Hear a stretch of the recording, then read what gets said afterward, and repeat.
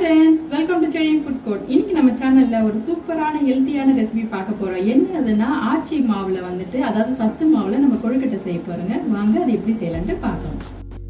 First அடுப்பில் ஒரு பாத்திரம் வச்சிடுங்க. அதில் ஒரு 3/4 கப் அளவுக்கு நம்ம வெல்லம் ஆட் பண்ணிக்கலாம், வெல்ல பாகு தயாரிக்கிறதுக்காக. ஸோ இதில் நம்ம 1/4 கப் அளவுக்கு தண்ணி ஆட் பண்ணால் போதுங்க, ரொம்ப தண்ணி சேர்க்கக்கூடாது. இந்த ப்ராசஸ் எதுக்கு பண்ணுறோம் அப்படின்னா, வெல்லம் நல்லா கரைஞ்சிட்டு நம்ம வடிகட்டி எடுத்துக்கணுங்க. ஏன்னா அதில் மண் கொஞ்சம் இருக்கும். ஸோ நல்லா கரைஞ்சிட்டே வருது பாருங்கள். இது ரொம்ப இந்த கம்பி பதம் அதெல்லாம் எதுவுமே தேவையில்லைங்க. நீங்கள் அப்படியே இந்த வெல்லம் கரைஞ்சால் மட்டும் போதும். இப்போ வெல்லம் கரைஞ்சிடுச்சு. இந்த இடத்துல நம்ம ஒரு பேனில் அந்த கரைச்சி வச்சுருக்க வெல்லத்தை வடிகட்டிட்டு ஊற்றுங்க. இங்கே பாருங்கள், லைட்டாக மண் இருக்குது. ஸோ நம்ம எப்போவுமே வடிகட்டிட்டு தான் யூஸ் பண்ணணும் இந்த மாதிரி. அதுக்கப்புறமா தேங்காய் இந்த மாதிரி கட் பண்ணி வச்சுருக்கேன், அதையும் இதில் ஆட் பண்ணிவிடுங்க. கொழுக்கட்டை சாப்பிடும்போது தேங்காய் கடிக்கும் போது சூப்பராக இருக்கும். ஏலக்காய் தூள் கொஞ்சம் சேர்த்துக்கோங்க. இதை நல்லா கலந்து விட்டுருங்க. அதாவது கொஞ்சம் கொதி வந்தால் போதுங்க. இந்த மாதிரி பபுள்ஸ் வருது பாருங்கள். அடுப்பு ஸ்லோவில் வச்சுக்கோங்க, இல்லைன்னா அந்த வெல்லம் கொதிக்கும் போது கையில் படும்.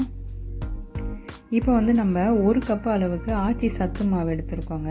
இதை நீங்கள் கொஞ்சம் கொஞ்சமாக இதில் ஆட் பண்ணி கலந்து விடணும்.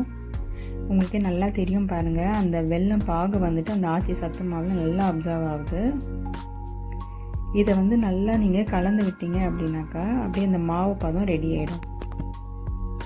ஸோ நம்ம 1 கப்பு ஆச்சி சத்து மாவை இதில் கலந்து விட்டாச்சு. நம்ம அந்த பேன்லேருந்து தனியாக வர வரைக்கும் நம்ம கொஞ்சம் நல்லா கலந்து விடணுங்க.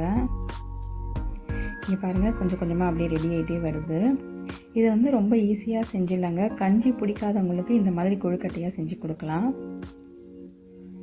ஓகேங்க. இப்போ இந்த இடத்துல நம்ம ஒரு டேபிள் ஸ்பூன் அளவுக்கு நெய் ஆட் பண்ணிக்கோங்க.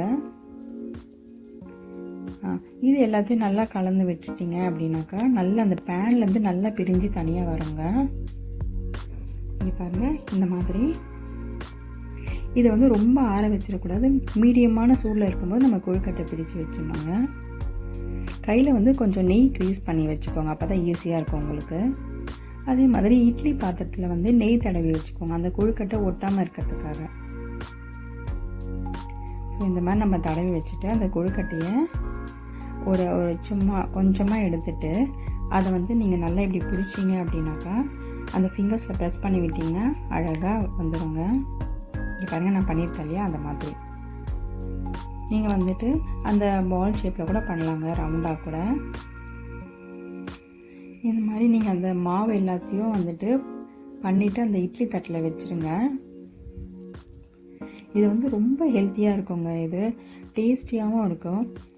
எப்போவுமே கஞ்சியே குடிச்சிட்டு இருக்கிறதுக்கு இந்த மாதிரி டிஃப்ரெண்ட்டாக செஞ்சு சாப்பிட்டீங்க அப்படின்னா ரொம்ப ஹெல்த்தியாக இருக்கும்.